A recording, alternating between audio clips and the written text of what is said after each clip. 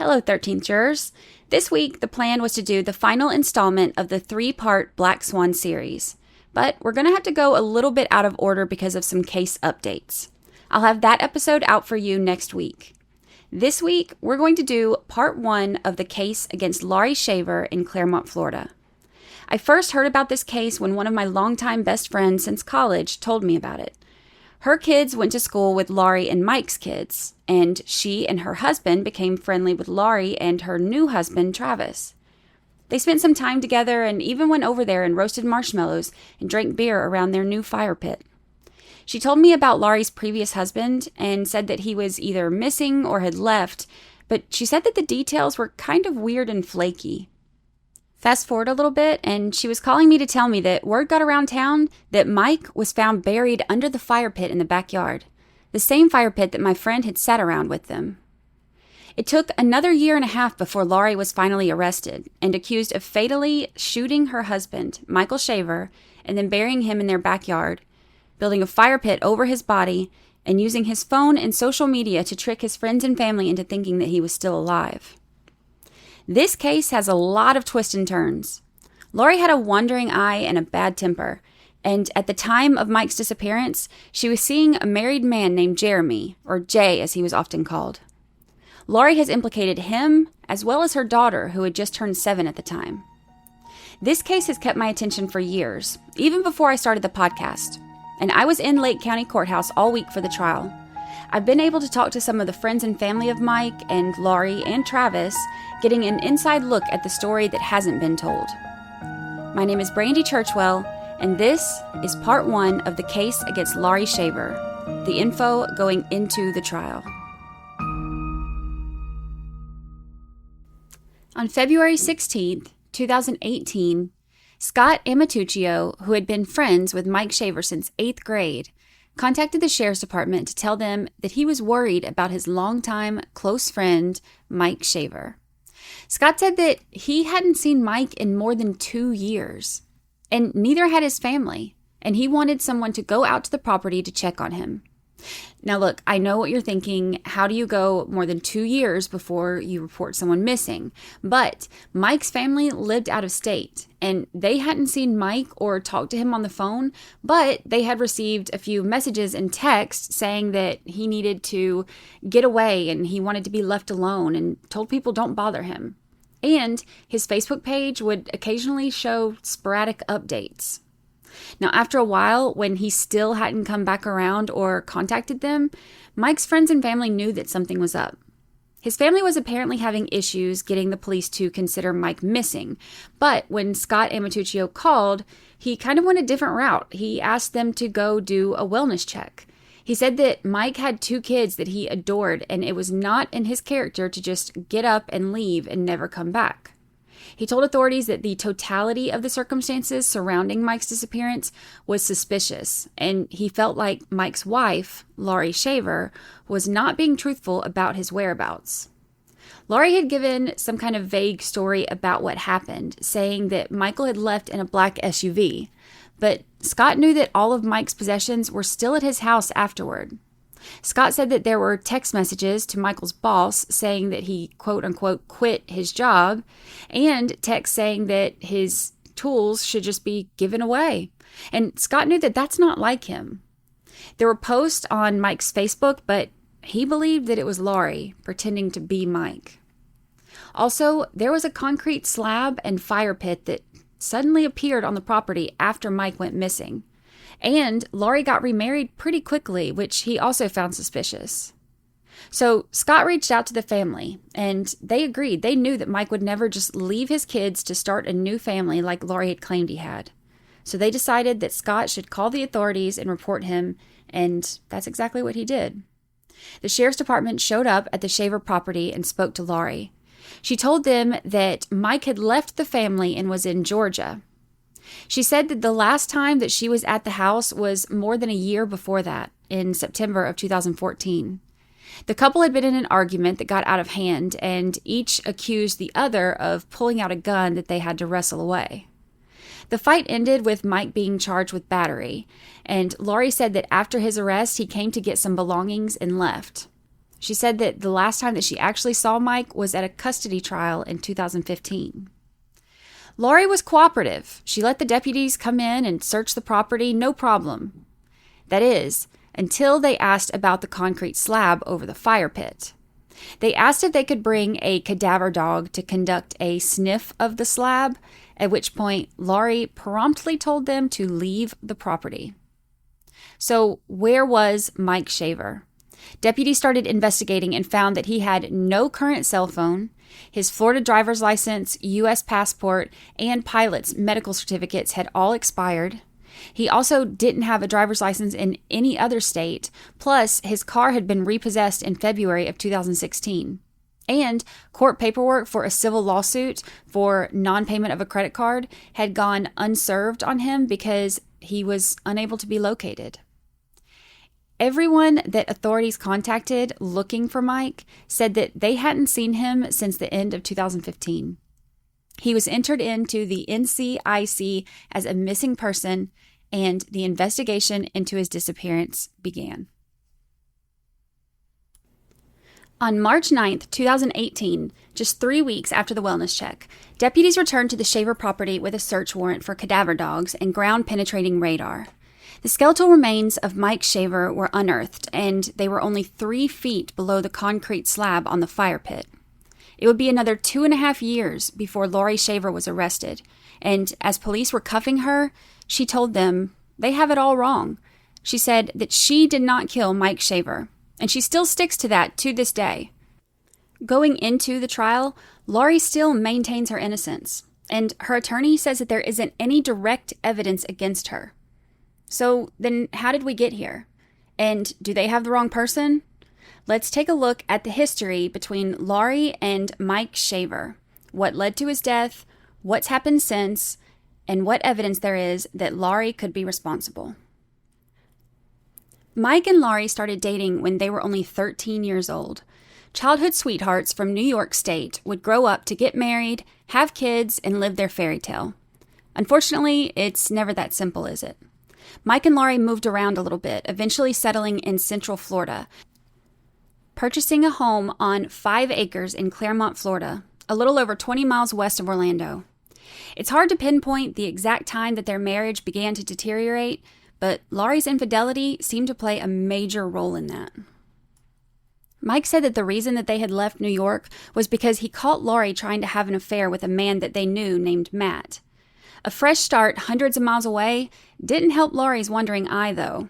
For a lady who worked from home, she had no problem finding men to partake in her extramarital activities, causing problems in her own marriage as well as multiple others. There was also domestic violence in the home.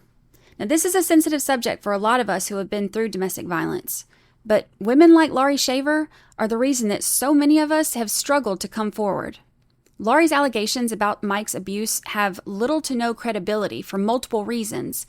First off, some people have heard Laurie herself admit that she is the aggressor. Second, multiple witnesses have seen Laurie be the aggressor. And third, she continued to accuse Mike of harassment, stalking, and abusive behavior, giving detailed, fabricated stories to friends and family, even after Mike was dead.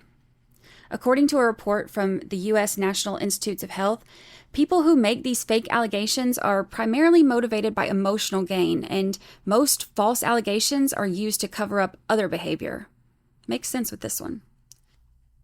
For most of 2014, it's hard to tell when Mike and Laurie were together and when they considered themselves separated. There seemed to be some back and forth, and things weren't going great. There was a time when it all got to be too much for Mike. In messages that Mike sent to Laurie's sister Alicia, he tells her about having to move to Florida because of Laurie trying to have an affair in New York. He says that he also just found out that Laurie had what he described as a full-blown affair with her boss. He also mentions that Laurie is now with the guy that sold them their truck, who Mike knows also happens to be married. Mike spoke to the man's wife, who informed him of some violent felonies from his past. Now, this infuriates Mike, and he tells Alicia that he's hiring a private investigator, and if the background check on the man comes back to show that this is true, he said he's going to remove the kids from Laurie's custody. Alicia's response in this conversation is basically to gaslight Mike. She tells him that he needs to think about the kids, not himself, and tells him that he needs to step up and be a good dad, which she says means not taking the kids from Laurie. But she says that he wouldn't be successful in doing that anyway.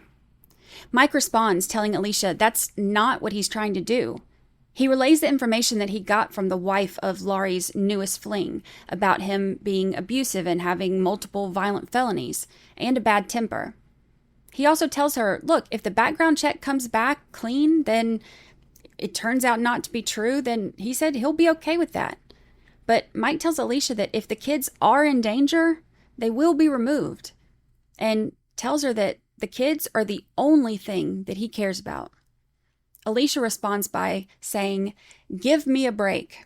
She said that affairs don't put kids in danger, and if he tries to remove them, it's only to get back at Laurie. Alicia said that her sister would never put the kids in danger. But how true is that based on her behavior? July was a mess for the Shavers.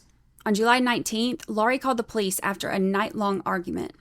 She said that it got so heated that Mike had punched the dresser, and then she says that he turned and came towards her when his friend, who was there, stepped in between them. That's when she called 911. Mike left the house and police made contact with him out on Highway 33 that evening.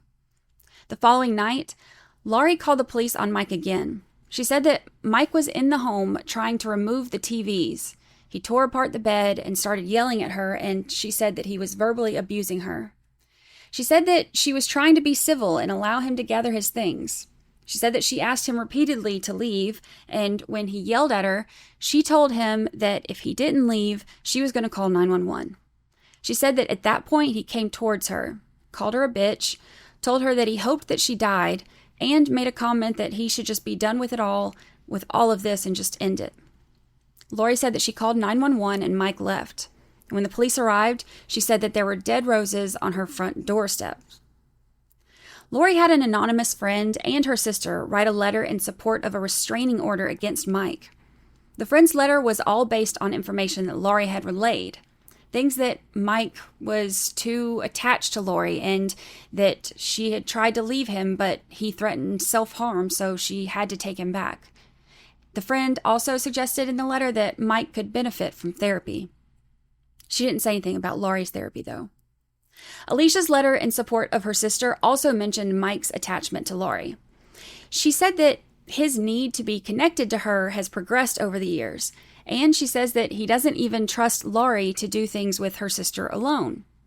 This jealousy, she says, is unfounded because she says the reality of Laurie being able to seek a relationship outside of her marriage would be impossible. I guess she meant aside from all of those other relationships outside of her marriage that she had. After reading this, I can't imagine why Mike didn't trust Laurie alone with her sister. Laurie also wrote her own note to the court with a list of reasons why she wanted a restraining order.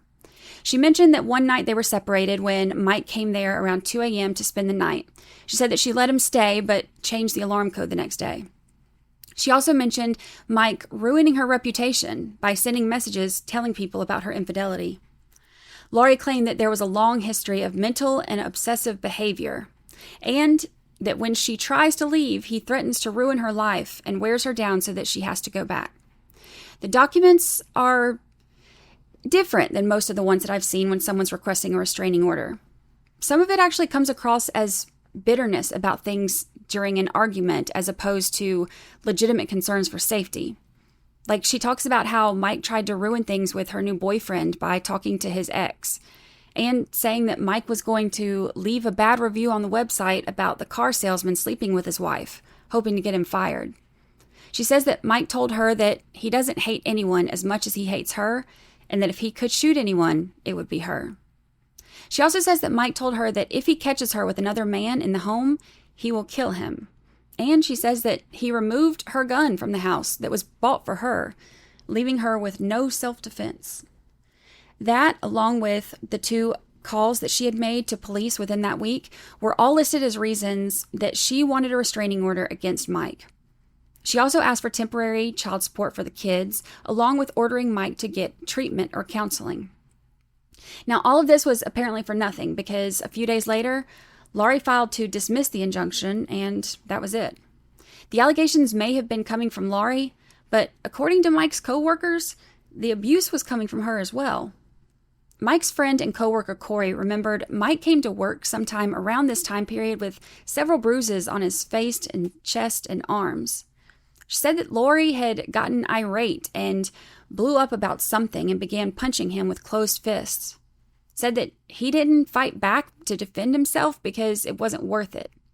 Corey remembers another time that Mike said that Laurie had gotten mad and threw something at him, missed, and the item went through the kitchen window.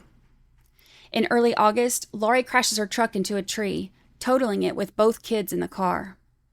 She wasn't charged with a DUI, although those that knew her say that she had been drinking when the accident happened, and that both kids sustained injuries, and Laurie did as well.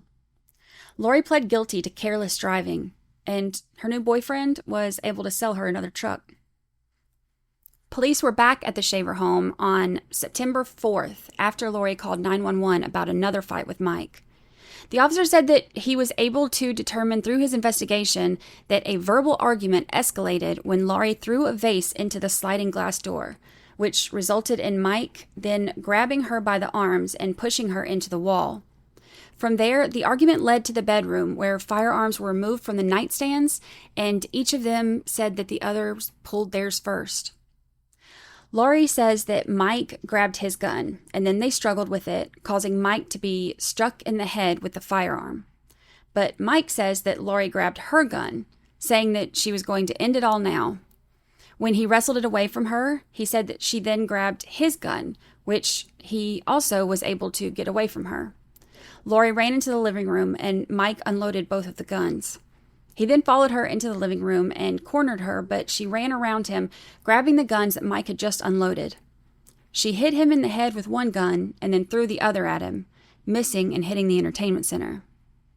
Their scuffle left some marks. The entertainment center was damaged, and Laurie had multiple lacerations on her hands and arms, and visible bruising apparently on her biceps and on the right side of her back. And Mike had a laceration on his head from the gun. Laurie took off with the kids and called the police. They told her to pull over, so she pulled into a Target parking lot where they were able to make contact with her. When they arrived at the house, Mike was sitting on the back porch. He told officers that it turned violent so fast. He didn't deny grabbing Laurie by the arms. He said that he probably did it to calm her down. The officer said in his report that he couldn't determine who committed the actual assault. Mike's sister said that if both Mike and Laurie were arrested, the kids would have been placed with CPS, and she said that Mike didn't want that, so he told the police to just take him. He was arrested and charged with domestic battery and transported to Lake County Jail without incident. Police took both handguns, and it would be about 9 months before Laurie's gun would be returned, but they released Mike's back that same night. The following day, Mike was released from jail, and his friend, Robert Mercado, drove him to the house to gather some of his belongings. Robert said in a statement that Laurie became enraged and threw the handgun at him. She files another injunction against him the following week, but drops it 11 days later. Mike signed up for a year-long intervention program for the charge, and he completed it in half the time. Not surprisingly, Laurie's new fling didn't last. 2 truck sales and 2 fractured marriages later, the man broke things off with Laurie and began to repair things with his wife. Laurie didn't take the news well, and Mike was there to try to calm her down. She was threatening to kill herself, so she was so uncontrollable, Mike even tried to call the guy, asking him to come over for help. The man heard Laurie screaming in the background, and he didn't want anything to do with that. The man's wife didn't either, because on September 19th, she actually filed papers requesting a restraining order against Laurie, citing repeated violence. Things with Laurie had never been worse, and Mike ended up moving out of the house that he had purchased earlier that year and moved into an airplane hangar. Laurie was dating someone, which comes as a surprise to 0% of the population. But life was moving on. Mike had a job at an airplane hangar working on the P-52 Mustang, a plane that he took a lot of pride in and a job that he truly enjoyed. He was still working full-time at Disney as a monorail technician. It was here at Disney where he met a woman named Kendall Davidowski. More about Mike and Kendall right after this. Warmer, sunnier days are calling. Fuel up for them with Factor's no prep, no mess meals. Meet your wellness goals thanks to the menu of chef-crafted meals with options like Calorie Smart, Protein Plus, and Keto. Factor's fresh, never-frozen meals are dietitian approved and ready to eat in just 2 minutes. So no matter how busy you are, you'll always have time to enjoy nutritious, great-tasting meals. Make today the day that you kickstart a new, healthy routine. What are you waiting for? With 35 different meals and more than 60 add-ons to choose from every week, you'll always have new flavors to explore. Crush your wellness goals this month with dietitian-approved meals and ingredients that you can trust. Make your day delicious. From breakfast to dessert, stay fueled with easy, nutritious options. Treat yourself to restaurant-quality meals that feature premium ingredients like filet mignon, shrimp, and blackened salmon. And keep kitchen time to a minimum. Factor meals are ready in 2 minutes. No shopping, prepping, cooking, or cleaning up. You just enjoy effortless support for your lifestyle. Choose from 6 menu preferences to help you manage calories, maximize protein intake, avoid meat, or simply just eat well balanced. Head to factormeals.com/juror50 and use code juror50 to get 50% off your first box plus 20% off your next month. That's code juror50 at factormeals.com/juror50 to get 50% off your first box plus 20% off your next month while your subscription is active.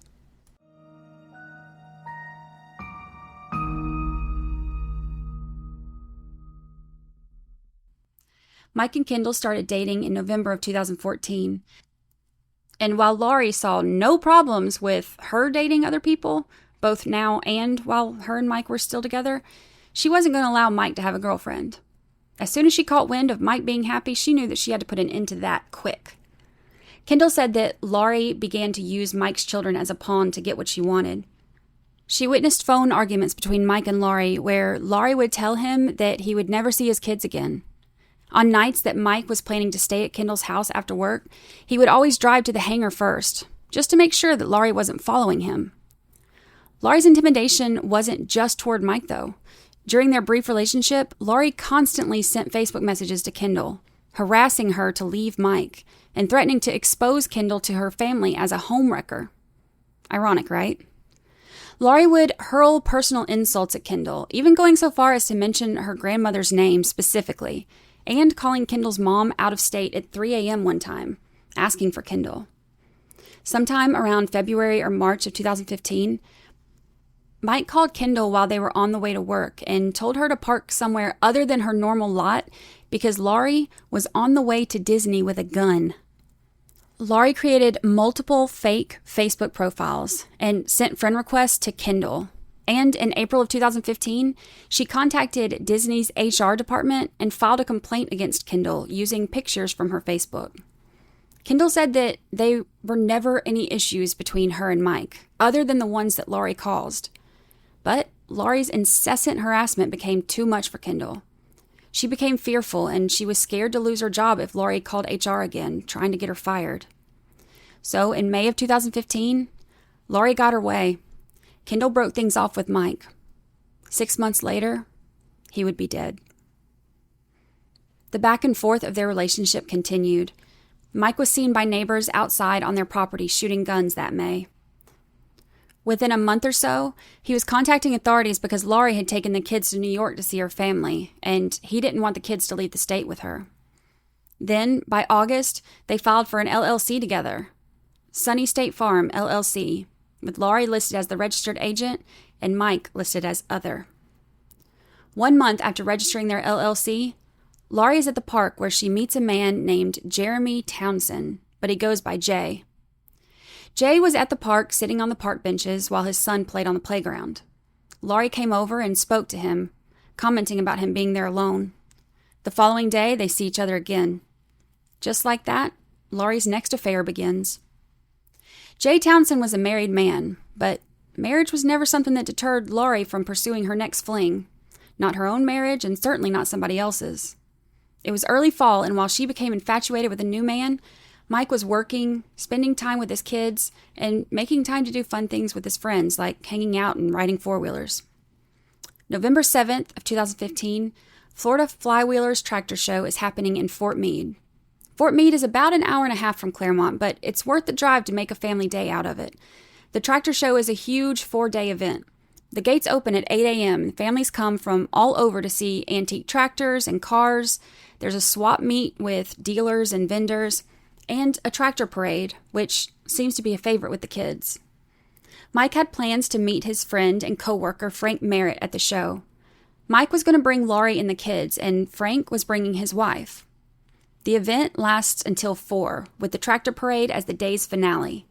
But Frank said that Laurie and Mike didn't seem to be getting along, so they left the event early.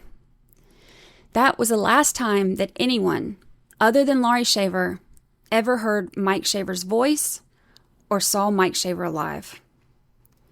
Frank decided to text Mike the next day to check on him, but he got no response. He tried again the following day, and this time received a response that said that he was quitting work to save his marriage. He also told him to keep his tools, he wouldn't be picking them up. The next day, Tuesday, November 10th, Mike was scheduled to work, but didn't call and didn't show up. Mike's boss, John Borglum, said that Mike was a reliable employee. He was in line to become foreman, and he never missed work without calling in. John texted Michael 2 days later and received the following response. Quote, "I'm having issues at home. In Georgia right now. Just fire me or I'll quit. I will not be returning anytime soon." End quote. Laurie messaged her sister Alicia on Wednesday, saying that Mike had left yesterday, packed his stuff, and went to the airport. She told her supervisor a different story a couple weeks later, saying that she had been getting child support from Mike, but he was now in jail for non-payment after losing his job, although Laurie had never actually attempted to file for child support. By Friday the 13th, Mike's friends were starting to get worried, so Frank went by the house to check on him. Laurie told him that Mike had left and gone to Georgia after they got into a fight about another woman's number being in his phone. Frank saw that Mike's car was still at the house, though, so he asked Laurie how Mike could have gotten somewhere. Laurie said that Robert Mercado had picked him up and driven him to Georgia. But Robert was interviewed, and he said that never happened. On Monday, Laurie messages her sister, talking about the weekend. She said that she did tons of yard work and cleaned up outside. 2 weeks pass, and nobody has seen Mike. He had plans with his friend, Robert Mercado, over the Thanksgiving break, but when Robert messaged Mike, he received a response to leave him alone and not bother him. Going forward, friends and family will try again, but it's usually either ignored or it'll be a response just like this one. There was one to his sister in January saying to leave him alone like they have his whole life. There was one to his niece in September saying that he doesn't have a family anymore. He doesn't know who she is and stop messaging him. It was later noted in court documents that Laurie wouldn't have recognized his niece's maiden name, but Mike obviously would. About 3.5 weeks after Mike goes missing, Laurie begins trying to sell off all of his belongings, his firearms, tools that he used to make his living, his car, home, and property, and pretty much anything else that she could sell. Joseph Bray, the owner of JB Guns in Bushnell, Florida, overheard Laurie selling one gun to the owner of an audio store nearby. He talks to Laurie about what she has and makes plans to go out to her property to buy some of the remaining firearms. Joe goes to Laurie's home to meet her and purchases 9 firearms total from Laurie, including 2 .28 caliber revolvers. Also reload equipment, firearm cleaning supplies, all of this for just $1,000. Joe said that Laurie was home alone when he was there and told him that the guns had belonged to her husband, but that her husband had left and she hadn't seen him or heard from him, didn't know where he was. She said that she considered all of the firearms hers now and she wanted to sell them. She told him that Mike was an aircraft mechanic and she had sold his aircraft mechanic tools the previous day for $1,000. She offered to sell him Mike's car, which was in the yard, without a title, and his tractor. She also said that the house and the property were for sale for $150,000. Joe thought it was unusual that a man would leave behind all of his possessions, including several firearms and expensive work tools. He later saw Laurie on TV in March of 2018 and recognized her and the property. Laurie did end up trying to sell the house, and she found a buyer, but she didn't realize that she couldn't sell it without Mike's signature. So she stayed there. She never was able to sell Mike's car either, and it was repossessed from the property in February of 2016 for non-payment. While Laurie's busy selling off her husband's belongings, the relationship with her boyfriend is still progressing. Jay's wife works at the school, so while she was working during the day, Jay would make trips to Laurie's for an afternoon visit. He said that the first time that he went to Laurie's was sometime in December. Laurie had been wearing her favorite jeans, and he noticed a stain on the thigh. He asked if the stain was blood. He said that Laurie changed the jeans and never wore them again. The relationship between Jay and Laurie continued, with him making these hour-long visits to see her at her house about 2 or 3 times a week. To Jay, it was just physical. He was married. He was not planning on changing that. But to Laurie, she apparently thought it was more. She even got a heart with his name tattooed in her most private of areas. Laurie wanted Jay to leave his wife, and toward the end of February 2016, it became a big argument between them. There was a text argument that actually went on for about 3 days, where Laurie confronts Jay, angry that he's wearing his wedding ring, that he's not getting divorced, accusing him of lying to her about his whereabouts, and asking, "Are you in love with her?" referring to his wife. It was during this 3-day argument that Jay's wife, Vanessa, began receiving Facebook messages from the Facebook account of Mike Shaver. But she didn't see them. They went into a different folder, and she wasn't notified that they had been sent. By April, Laurie was tired of waiting. Jay wasn't leaving his wife, and his wife wasn't checking her Facebook messages from Mike Shaver's account. So Laurie decided to take it into her own hands. She ordered flowers from a website called FromYouFlowers.com, and she scheduled them to be delivered to Jay's wife, Vanessa, at the school where she works. The flowers were paid out of Laurie's checking account, but the delivery said it was from Mike. At 3:18 a.m. on February 11th, Vanessa receives another Facebook message from Mike Shaver's Facebook account, telling her that her special delivery will be arriving today. Hope to finally hear back from her, and a flower arrangement emoji. Later that day, flowers are delivered to Vanessa. It was her and Jay's wedding anniversary. But instead of opening the envelope to a loving anniversary message from her husband, she opens it up to a note that reads, "Roses are red, violets are blue. My wife is a whore, and your husband is too. Sorry about this. Check your Facebook messages. We need to talk. Mike." Vanessa opens the messages from Mike Shaver's Facebook account. She is sent texts and explicit photos that were shared between Jay and Laurie, which she's told came from a spy app that Mike placed on Laurie's phone. She's given a phone number, which she tries to call. There's no answer, but the number texts her back right away, claiming to be Mike. The phone number that Vanessa was texting is not the phone number that Mike Shaver used. The phone number was actually registered to Laurie and was only active for a week or so, and then the number was changed again. That number that it was changed to was used by Laurie after that until sometime in 2018. It's obvious that the purpose of this was to let Vanessa know about the affair with Jay so that she would leave him and then Laurie could have him all to herself. It didn't quite work out the way that Laurie wanted it to, though. At one point, when Vanessa said that she may be staying with Jay, the account from Mike Shaver said that he thought that Laurie was pregnant with Jay's child. The account also sent her the name of a good divorce attorney. Vanessa confronted Jay, and he did eventually admit to the affair after he was shown everything that Vanessa had been sent. He eventually broke things off with Laurie and repaired his relationship to his wife, which, according to Laurie's friend Rebecca, made Laurie mad. So, spring of 2016 wasn't quite going how Laurie had wanted. But she had other things to keep her busy, like trying to build a new fire pit in her backyard. A month earlier, Laurie had posted a photo of what she called her newest project, saying that she built this fire pit today, and now she just needs to pour concrete.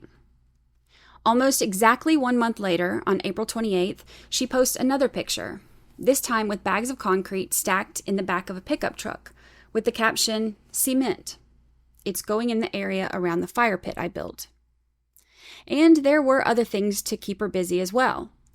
Laurie had begun working out at Gold's Gym in Claremont. It was here that she became friends with Rebecca Urbanowski, who worked as a trainer at the gym. With her husband gone and her boyfriend married, Laurie had Rebecca come stay with her for a while. Rebecca's boyfriend, Austin, also worked at the gym, and he would come over and hang out with Rebecca at Laurie's house. Sometimes he would bring his twin brother, Travis. Travis Filmer met Laurie Shaver while she was still involved with Jay, but when Jay decided that he was going to work things out in his marriage, it gave Travis an opening to begin dating Laurie. Travis had a troubled past. He had a felony charge from 2007 and 2008 that led to spending time behind bars.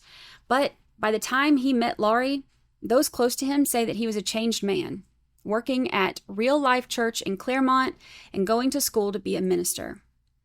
Laurie and Travis began dating in the spring of 2016, though the exact time is unclear. But by summer, they already had a joint checking account and a honey-do list. Whatever effort was previously made by Laurie to put concrete over the fire pit, it wasn't good enough. In September, Travis rents a cement mixer from Home Depot, and they buy 42 bags of concrete mix. The area in the backyard that Mike had dug out for what was supposed to be a duck pond was now his grave, and covered in concrete. Travis and Laurie marked the new concrete with their initials and began making plans for their future. On New Year's Eve, after less than a year of dating, Laurie and Travis got married in a backyard ceremony at the house. Now, legally, Laurie was still married, but she told Travis that she was divorced, and even told Rebecca that Mike was at the courthouse for their divorce hearing, but they kept him in a separate room. They had a small ceremony, just immediate family was present. Court documents say that sometime after the ceremony, an argument began between Travis and Laurie, which caused her to say that she was getting her gun, and she went storming into the house, barricading herself in her bedroom. I was able to talk to one of the family members present who said that Laurie disappeared for a long time. No one could find her, and Travis's mom even got in the car driving down the road to see if she could find her. Eventually, Travis's mom left, and Travis, his brother Austin, and Rebecca ended up finding Laurie in a small room inside of the closet. She had barricaded herself in, gun in hand, and had to be talked down. Looking back, Travis's family wonders if Laurie's conscience got the best of her. She had just had a wedding ceremony, and there was a fire burning in the fire pit, right on top of the husband that she was still married to. Travis told his family that up to that point, that was the worst night of his life. In 2017, it was a fresh start for Laurie and Travis. They found out that they were expecting their first child together and began making preparations for their growing family. In October, Laurie sold her pink .38 caliber gun to one of the neighbors, and in November, Mike Shaver's Facebook showed the first update in a while. His cover photo was changed to a photo of guns. His profile picture was changed a couple months later, on January 2nd, to a group drinking at a bar. Not sure what the significance of the photo is, but a reverse Google image search shows that it was posted the previous day on an Instagram account for a Bloody Mary mix company called Sportsman's Redneck Juice. Laurie gave birth to her first baby with Travis on January 18th of 2018. Less than a month later, Lake County Sheriff's deputies showed up at the house on Sandy Pines Road to do a wellness check on Mike Shaver at the request of a call from his friend, Scott Amatuccio. Laurie was cooperative with police and invited them in the house while she explained that she hadn't seen Mike since 2015, and he hadn't been at the house since 2014. The conversation was abruptly ended, and deputies were asked to leave the property as soon as they made their way out back. One of the deputies noticed that when he walked up to the concrete slab, There was about a 3-foot by 6-foot depression in the slab that was discolored. A second layer of concrete had been poured over that area, but it wasn't smooth, and one deputy said that you could make out the shape of a grave. Laurie had told them that this used to be a chicken coop, and then they were going to make it a duck pond, but it ended up being a fire pit. They asked Laurie if her husband was buried beneath that slab, and Laurie replied, "No, that's ridiculous." The deputies returned 3 weeks later with cadaver dogs and ground-penetrating radar. News crews swarmed the area as backhoes were brought in and the dogs were led onto the property. They began to tear apart the concrete slab, and just after 5 p.m. that day, a human bone was found. The search continued the following day as they were able to retrieve additional human remains, as well as a tarp, ratchet straps, and a queen-size bedsheet purchased from Kohl's, a store that Laurie frequented based on her bank records. The remains arrive at the pathologist, but it would be 3 more months before they were able to be positively identified. During a second search warrant on the home, Blue Star, which yields a presumptive detection of bloodstains hidden from the naked eye, indicated a positive reaction in the track of the sliding glass door leading from the dining area to the porch. The substance ran in a drip-like pattern down the outside of the trailer between the home and the porch. So this, along with apparent hairs that were found in the area, weren't able to give a sufficient amount of DNA for analysis. But swabs from the interior lower track of the sliding door demonstrated the presence of a mixture of DNA consistent with 3 donors, including Laurie Shaver and 2 unrelated individuals, at least one of which is a male contributor. Mike could not be included or excluded as a contributor. Neighbors, some who had long suspected Laurie, were surprised to see Laurie and Travis arrive back home the following day, seeming to have life back to normal. Most of the neighborhood expected Laurie to be arrested once Mike was found buried in the yard.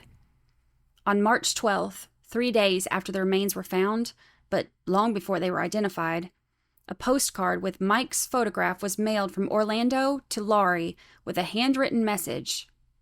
"Tell the kids I love them. See you soon. Mike."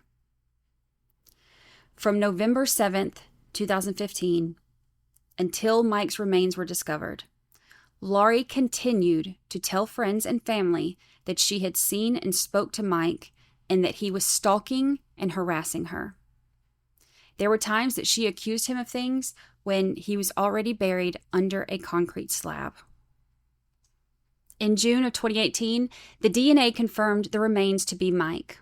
Cause and manner of death was homicide by gunshot wound to the back of the head, with a posterior to anterior trajectory, meaning back to front. A single .38 caliber class projectile was recovered from his skull. The time of death was difficult because there was no remaining soft tissue left, but they determined that it had to be several months to several years prior to discovery. No more payments were ever made on the property, and it went into foreclosure. Laurie, ever the victim, blamed it on slander and interference of both law enforcement and the news media. She says if it weren't for everyone else, she could have made her payments. Travis signed a warranty deed for a house about 20 miles north of Claremont, and he and Laurie moved out of the Sandy Pines Road property for good in August. They did, however, abandon their horse in Florida in the summer, leaving neighbors worried and trying to get help for weeks. Animal control was called, along with multiple horse rescues. The horse, a beautiful mare, had been attacked previously by a panther that had come through the neighborhood, so she had some bad scar marks on her hip. She was skinny and petrified of human contact, but was able to be taken in by a local rescue who worked with her and helped her improve each day while looking for her new home. It would take 2.5 years before they finally arrested Laurie Shaver for the murder of her husband. The PCA was signed on September 16th, 2020, and she was arrested the following night.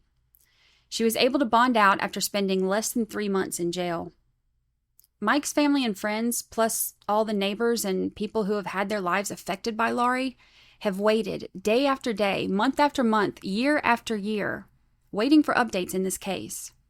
It took 2.5 years for Mike to be labeled as missing, another 2.5 years for Laurie to be arrested, and it has taken another 4 years for it to finally make it to trial. Laurie's relationship with Travis has also started to have issues. They had another child together after leaving Claremont, and Laurie's friend Rebecca married her boyfriend, Travis's twin brother, Austin. But it wasn't one big happy family. Travis's friends and family say that Laurie has isolated him, forced him to cut off communication with his family, even the person who has always been the closest to him, his twin brother. Rebecca, who was Laurie's friend, has now become her sister-in-law, and while many friends would think that that's a great thing, Rebecca has seen who Laurie really is, and having her as a part of the family has been difficult to say the least. Travis's family members have said that they've tried to show Travis this pattern that Laurie has of manipulating men and isolating them so that they don't have anyone to tell them what she's doing is wrong, but now they're no longer able to communicate with him, and they feel like it's because Laurie isn't allowing it. Laurie's aggression and violent tendencies haven't seemed to go away either. Travis has said that Laurie has punched him in the head on multiple occasions, and she's extremely verbally abusive, something that her previous neighbors have confirmed as well. They used to hear her screaming at Mike. Travis is no longer working at the church, no longer going to school, and no longer planning on being a minister, things that his family said that he was excited about until Laurie entered his life. In July of 2022, Travis was arrested for domestic battery by strangulation and tampering with a victim or witness. Laurie told police that she woke up to Travis's hands around her neck, and she tried to defend herself by hitting his back and his shoulders. She yelled for her kids and told them to call 911, but Travis grabbed the phones and threw them on the floor. She yelled for her son to call 911 from his room, at which point she said that she had to step between Travis and her son so that he could call, and Travis began yelling and calling him a derogatory word. Travis then walked into their bedroom and punched a mirror, causing a cut in his hand that resulted in significant bleeding. Laurie and Mike's daughter told police that she woke up to her mom screaming her name, so she rushed to the living room and saw Travis with his hands around Laurie's neck. She confirmed that Travis threw their phones and yelled at her brother when he began to call. Travis tells a different version. He said that he came home from work and laid down, face down on the bed. Laurie was lying next to him and began to hit him across the back, at which point he rolled over and grabbed her neck.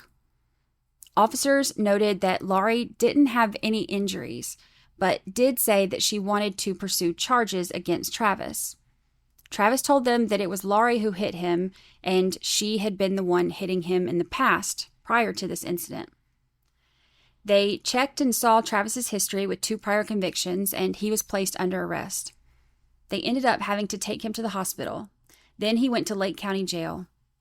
Travis's brother bailed him out the next day, and he went to his mom's house.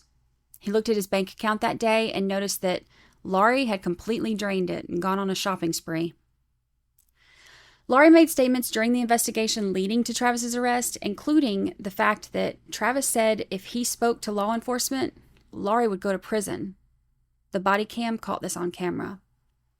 Travis was ordered to take anger management, given 3 years of probation in October of 2022, and applied for early termination after serving half, which was approved in May of this year. This isn't the first thing that Travis has apparently said that has referenced Laurie's potential guilt. The PCA says that investigators talked to Travis, and he said that Laurie told him that Mike wasn't missing. He's just no longer walking this earth. He said that she also told him that something bad happened and that there was a body on the property. According to Laurie's attorney, Travis now denies saying this. The investigator said that this wasn't recorded because Travis would not let them record him at the time, but that it was said in front of 4 officers. In September of 2022, the case took another huge turn when the defense filed a motion with the court requesting that an expert be appointed to evaluate Mike and Laurie's daughter, who they say wants to confess to her father's murder. They are saying that the daughter admitted to shooting her father in the back of the head while being deposed, and said that she did it to stop him from beating her mother. The child, who was 7 years old at the time, and the defense wants an expert to evaluate her and then testify as to whether or not she was being truthful. They're asking that the report from this requested expert be kept confidential and only for the defense to see. The court denied the motion, saying that the defense failed to show any strong and compelling evidence establishing a need for evaluation, and in fact said that the defense is actually seeking an evaluation to be used as a potential bolstering of the child's potential testimony. The court also stated that having an expert evaluate the child and then testify as to her truthfulness is not appropriate under the law, and asking that the report be kept confidential and only for the defense also isn't appropriate, since the defense is not the child's attorney. There's an attorney ad litem for that. The defense attorney has no attorney-client relationship and therefore no rights to a confidential report. The defense fires back, saying that this isn't a compelled exam, and not allowing it would mean that the state is obstructing justice. It was denied, and another motion to reconsider was filed on May 8th, and that one was also denied 10 days later. There are multiple problems with Mike and Laurie's daughter's alleged confession, aside from the legal ones mentioned here. First, the story is unclear and possibly changed over time. There are some different versions floating around, and one that includes the child getting the gun and somehow shooting her father in the head, and Laurie covering it up, and then the most recent one that the man that Laurie was having an affair with at the time, Jay, showed up after the child shot Mike, and then he shot him again, and then told them to leave while he took care of things, supposedly burying Mike on the property without Laurie knowing. Then Laurie just deciding to pour concrete in that exact area, of all spots on the entire 5-acre property, right over where Mike was buried. In a pretrial hearing on August 22nd, the child's confession is brought up again when the state asked the court to exclude Travis's boss, Adam Narvaez, from testifying that the child told him this as well. The girl approached Travis's boss, who is also involved in the church that they attend. Apparently this was at a function at his house, and he had a conversation with her while standing in his hallway, saying that she had shot her dad in the back of the head and that he was abusive to Laurie, and that Laurie's newest affair at the time, Jay Townsend, came in, shot him again, and then took care of the body. The judge ordered that this will not be allowed in at trial. I don't know how likely it is that Jay would involve himself in something like this for someone that he was only interested in really just sleeping with. He had only been seeing Laurie for a couple months and would probably have been home with his wife on the weekend like normal, not at his mistress's house with her husband and kids. Now, these are, of course, just behaviors. That's not evidence. But Jay and his wife were also very cooperative with police, handing over more than 600 pages of messages, plus the card and envelope from the flower delivery and basically anything else requested. Another 5 months of messaging, and nothing was ever even hinted to that could imply that he knew about this or had some kind of involvement in anything. But more importantly, the pathologist has said that there was no evidence of 2 gunshot wounds. There's only one. And also, there's no evidence of a sharp angle of entry. The little girl who just turned 7 would be firing from a much lower angle than an adult woman. If the bullet is fired from a sharper angle, for example, from closer to the ground where a child would be firing it, it's more likely the bullet entrance will be oval and there would be excessive chipping of part of the skull. And there's none of that. And finally, on the day that Laurie was arrested, the kids and Travis were with Travis's mom. The child told Travis's mom that she didn't remember Mike. She had just turned 7 when Mike was killed, and she was 12 when Laurie was arrested. If she said that she didn't remember Mike, and 1 year later she's allegedly confessing to shooting him, then it seems that those memories or that story must have somehow been planted over the course of that year. And if that's true, then Laurie's diabolical manipulation tactics are even more disturbing. The defense also has another phase of their strategy, trying to paint Mike as a violent, abusive man. They filed a motion to include prior bad acts of Mike, who they referred to as a quote-unquote alleged victim. Really? They include the accusations that Laurie had previously made in her request for previous injunctions, the same injunctions that she changed her mind on and voluntarily dismissed when she calmed down. But the defense says that Laurie just let one of those injunctions dissolve because she wanted to avoid ongoing pressure of Mike. And the other one she just dismissed because of emotional pressure that Mike had placed on her.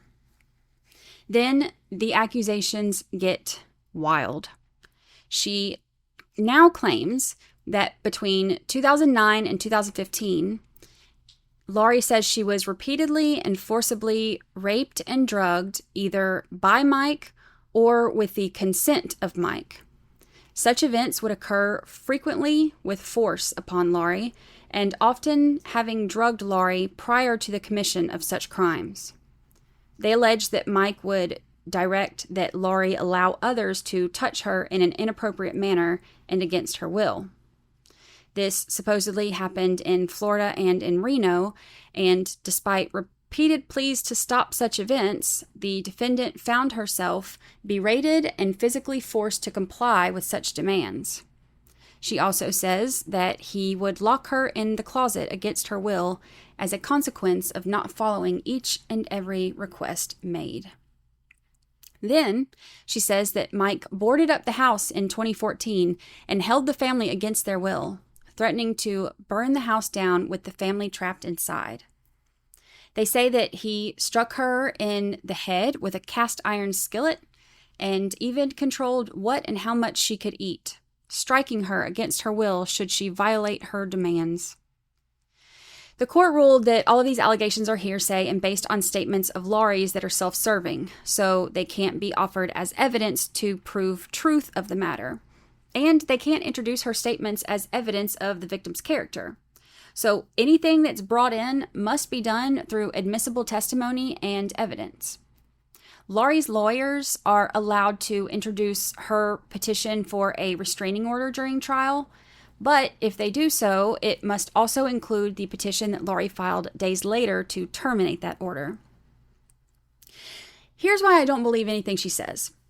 Laurie has continually shown to be the aggressor in the relationships, and she has even admitted to people that she's the aggressor. Even in her current relationship with Travis, he and others close to them have said that Laurie is abusive and controlling, notorious for punching men in the head. Mike's coworkers and friends have witnessed Laurie's aggression and outbursts and have seen the bruising and injuries from Laurie on Mike. Multiple witnesses told investigators that Mike would often take the blame so that the kids wouldn't be without their mother. And we know for a fact that Laurie continued to lie about Mike's abuse and harassment long after he was already dead and buried in the backyard. She has no credibility. There's nothing that she can say that any of us can believe, and women like her are the reason that so many women who are actual victims of domestic violence have trouble being believed when they finally get the courage to come forward. Laurie used 911 and the law as a way to punish and keep control over Mike, not as a way to help protect herself and her children from him. Mike is the one who needed protection, but unfortunately, it's too late. However, it's not too late to protect his honor and good name. Mike was a good man, and those who knew him describe him as funny, loyal, honest, and hardworking.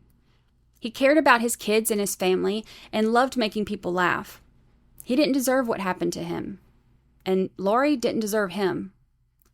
The defense is expected to bring in an expert to show that there's no digital data provided by the state that links Laurie to being the one who drafted any of the messages or Facebook updates. And look, that's true. She didn't have to use her fingerprint or fancy eyeball scanner to identify herself before updating Mike's profile or before sending people messages pretending to be him or before using his credit card after his disappearance. But there's more than enough evidence to draw a conclusion beyond a reasonable doubt. The last time that Laurie ever called Mike's cell phone was November 3rd. Prior to this, she called his phone multiple times every week. After November 9th, Mike's debit card was never used again for any in-store or in-person purchases. On November 19th, and again on November 23rd, online purchases from Wish were made using Mike's card. The receipts confirm that the orders consisted of female lingerie and clothing items, and both of those orders were shipped to a recipient named Laurie Shaver at 9850 Sandy Pines Road in Claremont, with a confirmation email address listed. On November 30th, a check for $2,539 was mailed from Mariner Finance in Leesburg, Florida to Michael Shaver at his home address. On December 11th, the back of that check was endorsed with an unreadable signature, Mike's social security number and cell phone number, and accepting the terms of the loan. On December 14th, the check was deposited into Mike's Chase checking account through an ATM in Claremont. Mariner Finance attempted to contact Mike to collect on this loan, but they were never able to contact him during the next 3 years. Also, when they talked to them, they said that they had never actually spoke to or saw Mike Shaver during the loan process.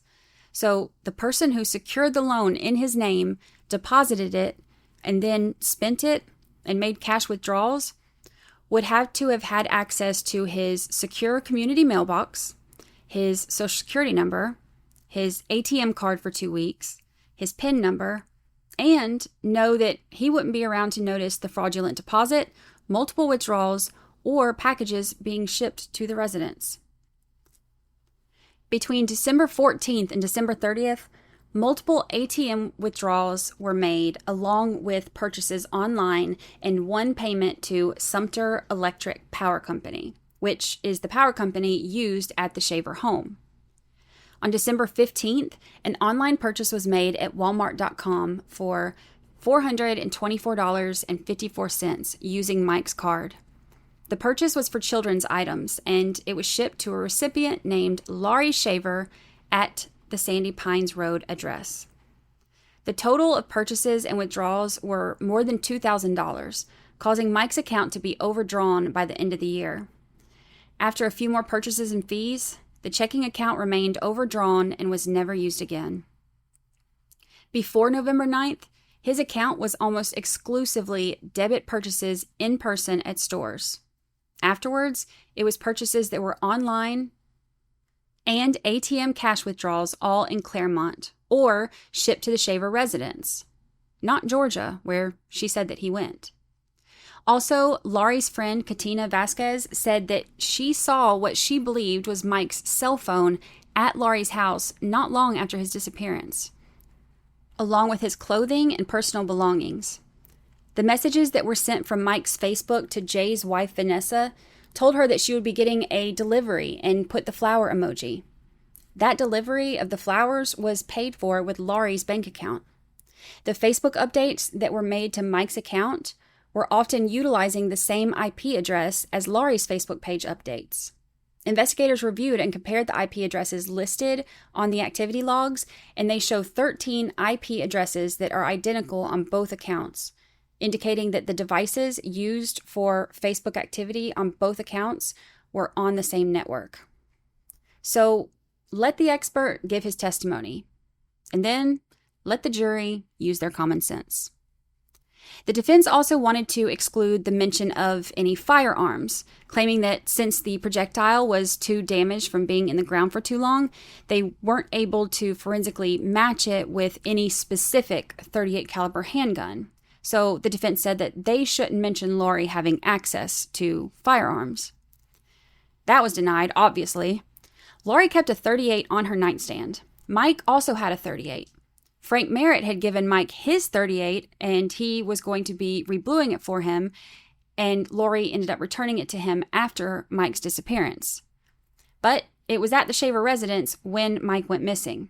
There was also another .38 that she sold to Joe Bray, which means that Laurie had access to 4 .38 caliber handguns at the time that her husband, who was found buried in her backyard and was shot and killed by a .38 caliber handgun, she had 4 of them at that time. So, yeah, they're not going to tell the prosecution that they can't talk about guns. They also wanted to exclude the opinions of handwriting being forged. Now, this pertains to the postcard that Laurie received right after Mike's remains were found, and also a handwritten card to a Deborah Townsend, not Vanessa, that says, "Roses are red, violets are blue, my wife's cheating on me, your husband is too." And also the forged signature on the back of the check. The judge ruled that there will be no lay witness opinion given on the handwriting, which is standard, but the evidence is allowed in. In March of 2021, Laurie and her attorney, Jeffrey Weggs, make a video that she puts on YouTube in order to raise money for her defense. In the video, her attorney claims that Laurie was dropping kids off at the school when Jay saw the bruises on her from Mike's alleged abuse.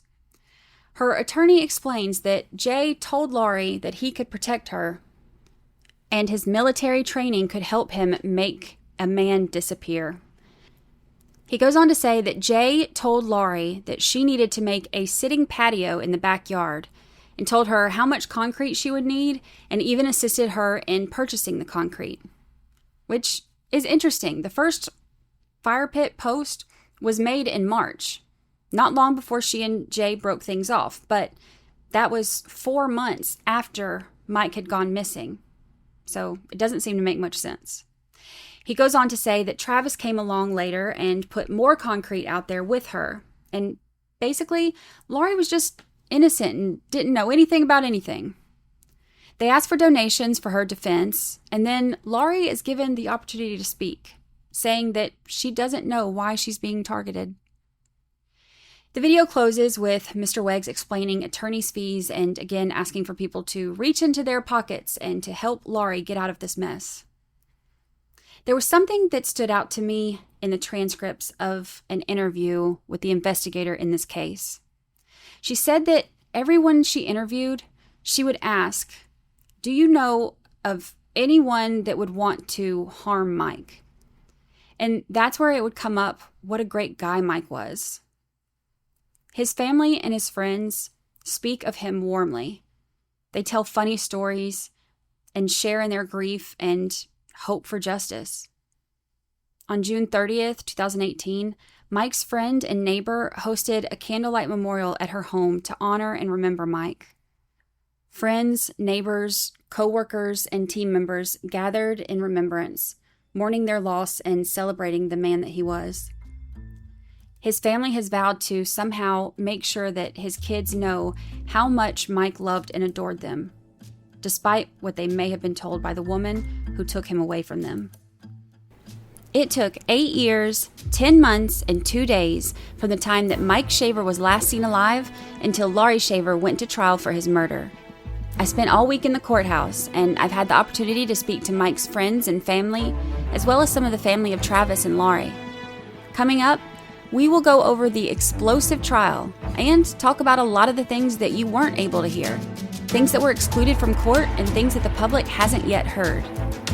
My name is Brandi Churchwell, and we'll have all of this and more on the upcoming episodes of 13th Juror Podcast.